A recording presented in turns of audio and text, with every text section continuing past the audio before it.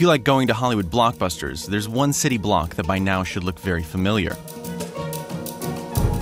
You've seen it evacuated, obliterated, crushed by robots and mutants, on the eve of an apocalyptic event, and after. You'll find it in Mercury Rising and Jupiter Ascending, in Gotham, Metropolis, and Midway City. It's a no-fly zone. That's probably not safe for driving either. So here we are on an ice-cold spring day in Chicago. We're at State Street and Upper Wacker Drive.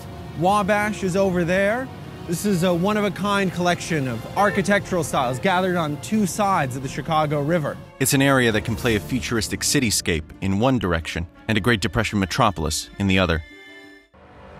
At least once a year, maybe several times a year, I have the uniquely surreal experience of watching this intersection or the one over there get wrecked to bits from just around the corner, because I'm a film critic, and the two theaters that they use to show us most movies are located over around that corner.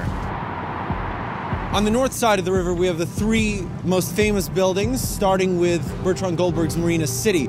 The concrete corncobs, that's the one everybody recognizes. It's been in movies ever since it was under construction, so it's a bit like a child star who grew up to be a character actor. One of the tallest concrete structures in the world, called by many revolutionary in both design and concept. The supercomputer-looking thing next to it is the former IBM building, the final work of one of the great modernist architects, Mies van der Rohe.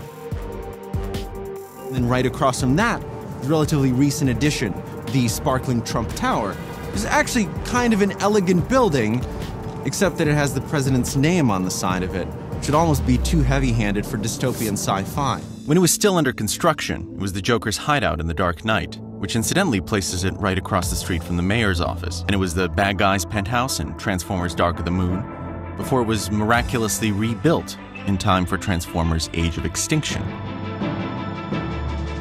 Besides the buildings, the most recognizable feature here are the bridges. Some of them are drawbridges, and some of them are actually double-decker. And that's because in this part of the city, the streets run stacked in several levels. So if you actually go down, we end up on Lower Wacker Drive. This is where Batman and the Joker have their big chase scene in The Dark Knight.